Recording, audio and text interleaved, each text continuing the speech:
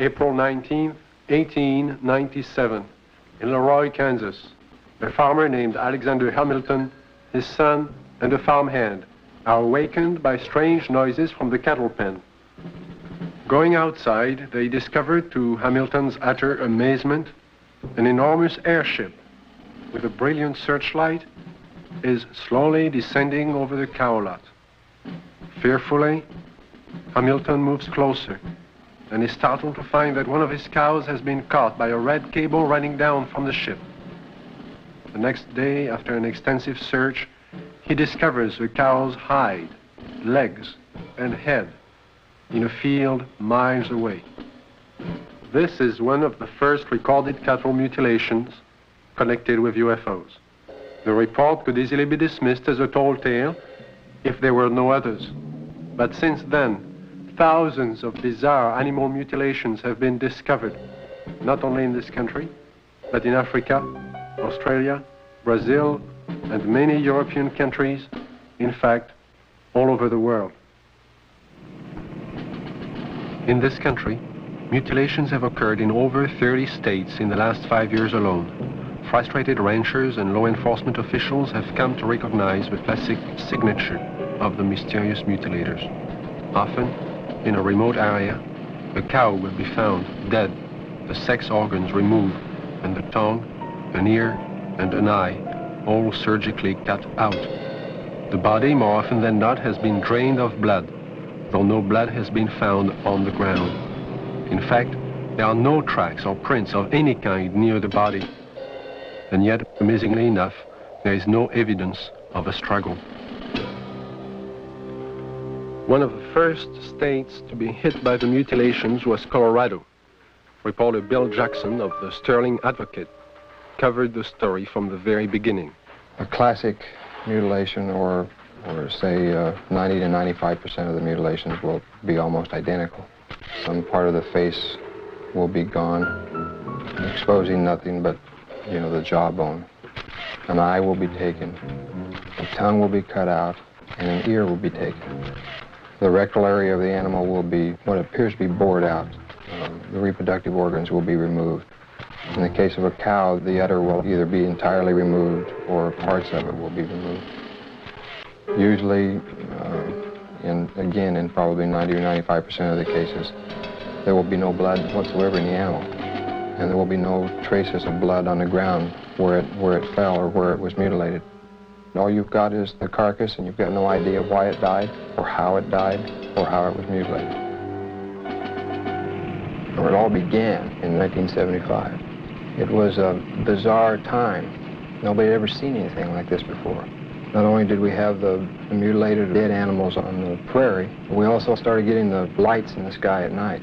Along that time, there were many theories that were being developed on why this was being done. The satanic cults were being blamed, dope smugglers, UFOs, a government experiment of some kind. As time went on, the situation became so widespread that people realized it couldn't be the occult or the dope smugglers, which left us two possibilities. Number one, it was being done by a government, let's say. Or number two, it was being done by UFOs. As more and more cases were reported, the Colorado Bureau of Investigation was called in. Well, our position is basically one where predators, at least our investigation determined that predators were responsible for probably 99% of the reports of mutilations. As I said, there were 203 separate reports received from this agency. But of the 203, we only received 45 tissue samples to conduct microscopic analysis on. Of the 45 tissue samples, we found that only 2 of those 45 had actually been mutilated with a sharp instrument. When they first started, they would send samples of these animals to the CBI, to Fort Collins, to try and determine what was the cause of their death, what was mutilating them. And 9 times out of 10 or more, the report would come back that were being caused by predators. Now, these ranchers and the sheriffs in these rural areas had been around cattle all their lives. They'd been around coyotes all their lives. And they knew that this just wasn't possible. A coyote would not do that. Predators, when they come in and start to eat, now I'm talking about four-legged predators. They'll come in and they'll bite, and then they'll pull and they'll tear. The cuts we have, even we can't make cuts like this. We've tried this many times on dead animals with scalpels, razors, and knives, and we can't make the same cuts. We've had cattle that we've went and investigated that were, called in, and I think I have a mutilation here, and we went out and we seen it, and it was not a mutilation.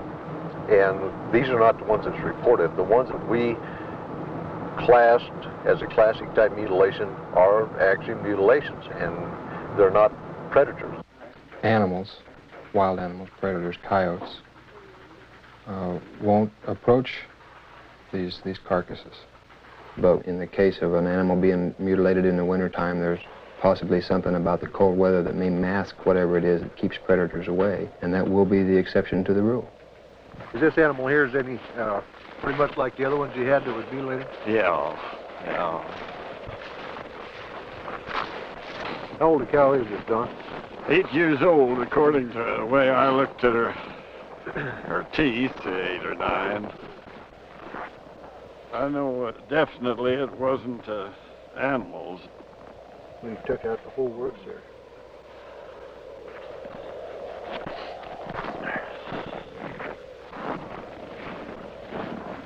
Don, now on this critter here, how this looks like a real incised wound. Yeah. Well, it looks, it's definitely cut. Oh, yes. And everything, you can tell that. I mean, even at the age that it is right now, that's opposed to the way it is to where the animals have been to it on this other side over here. Kind of notice there, the difference there, Don, between here and how animals have been to that, and that flesh is torn. Yeah. And it's not a real incise, but yet when we seen this animal the other day, now these were all incise, good clean cuts on there. Definitely.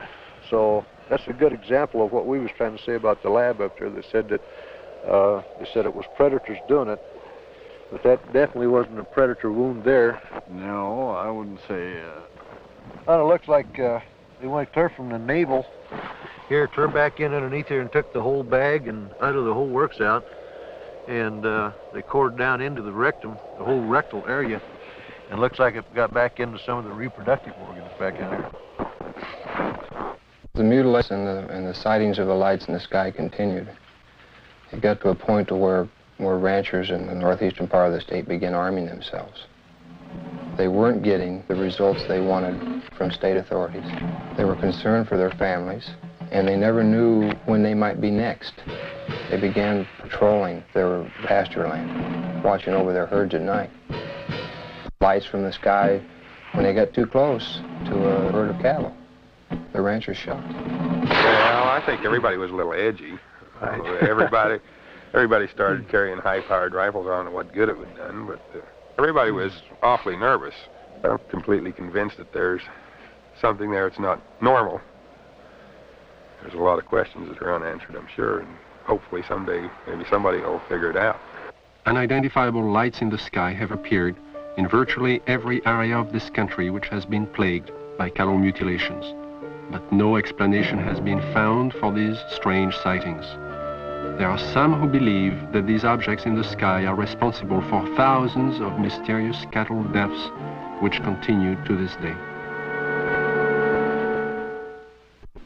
Though state and local officials have stated their views about the mutilation mystery, surprisingly few veterinarians will speak publicly about the situation.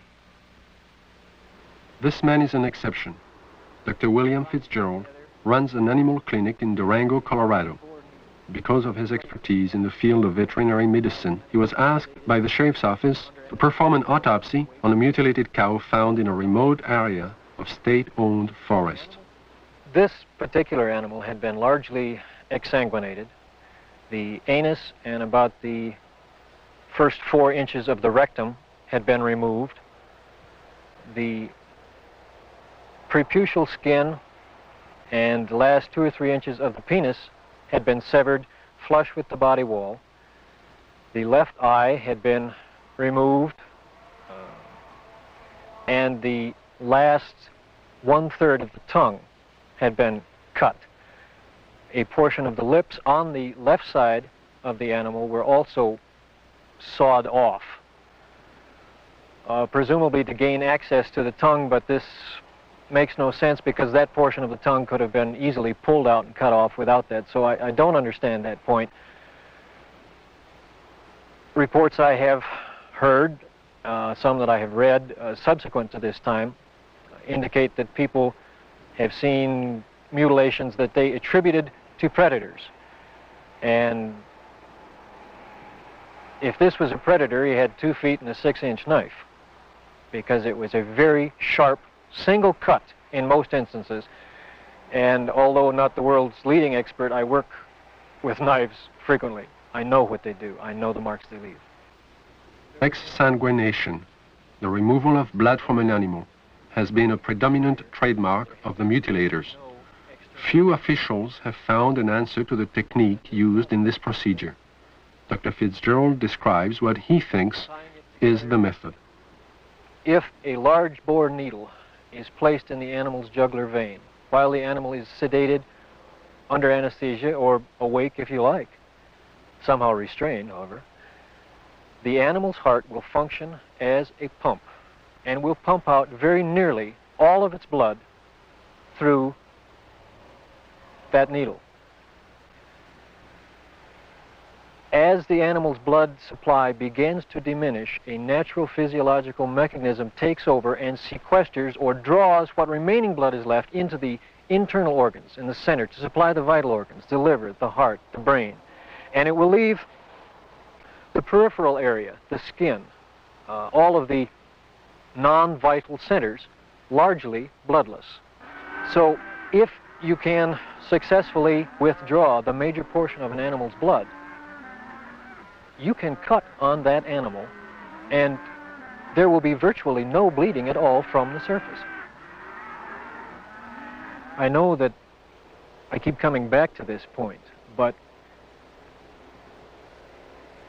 the animal was apparently restrained with something other than ropes. Why, I don't know. It was apparently washed completely clean. Why, I don't know. And it was in a very remote area. Perhaps these things tie together. Perhaps whoever, whatever, performed this didn't want to be observed. I think one of my initial feelings was that somebody certainly went to an awful lot of trouble to get back into a remote area where I don't believe you'd casually know there were even cattle to do all of this. Dulce, New Mexico, similar to the plains of Colorado in its isolation, but nestled among rolling hills and small mountains, is the land of the Jicarilla Apache. Tradition is strong here. Indian women weave intricate baskets and create delicate beadwork. The men preside over tribal business and raise cattle. And here, as in Logan County, the night sky has been lit with the glow of unknown flying objects, and cattle are found mutilated. Officer Gabe Valdez of the New Mexico State Police and retired scientist Howard Burgess, who pioneered the development of Kirlian photography in this country, periodically pool their knowledge and expertise in an effort to solve the mutilation mystery. Officer Valdez describes how it all began. It was in 1976, June the 14th, when we first had one of our cattle mutilations here in Dulce. The cattle that was mutilated belonged to Mr. Manuel Gomez. Any time that we do find one that it's not too decomposed and it's fresh enough for us to do some tests, well, I do call on Mr. Burgess because he has a lot of knowledge in the field of science that is very helpful to me in conducting my investigations. Howard Burgess had a theory that some of the cattle had been marked prior to their mutilation with something which would show up under ultraviolet light but be invisible to the naked eye. Late one night, he and Valdez conducted an experiment and found that out of 80 head of cattle, 5 were indeed marked with a powdery white substance, visible only under ultraviolet light. So we took ultraviolet with some special filters and ran the cattle through it, and what appears to be markings glowed under ultraviolet. It's invisible to the normal eye, but under ultraviolet it does glow. Then we removed the hair from the region that does glow, and we removed a control sample. We took these to the lab and had chemical checks run on them.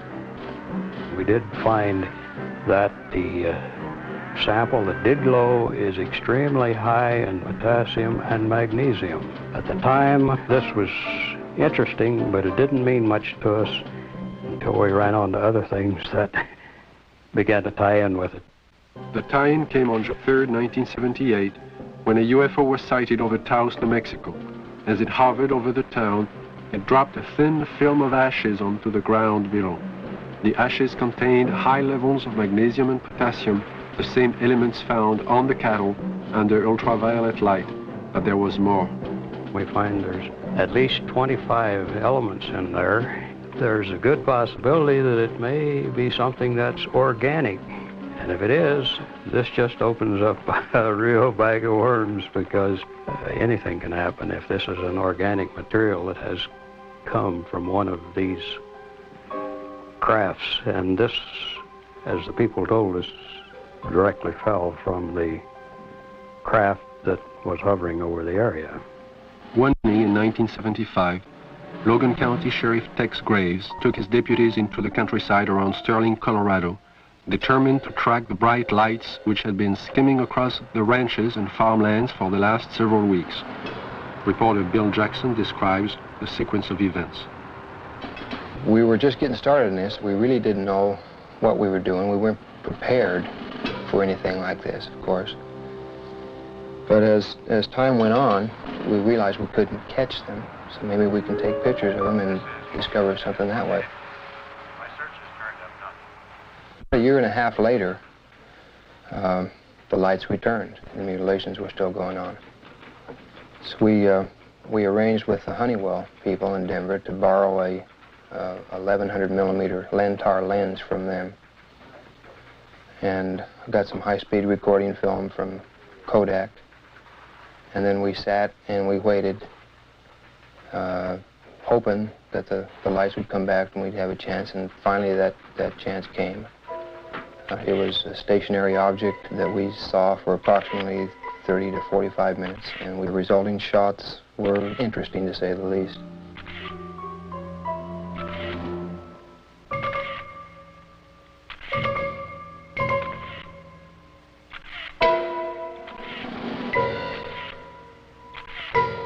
Shortly after these final exposures, the object just disappeared. It was almost like somebody hit a light switch and it was there no longer. What are these unidentifiable lights? What is their nature and their purpose? Why have they appeared in the night skies immediately prior to the discovery of mutilated cattle? And how many more animals will die before the mystery is solved?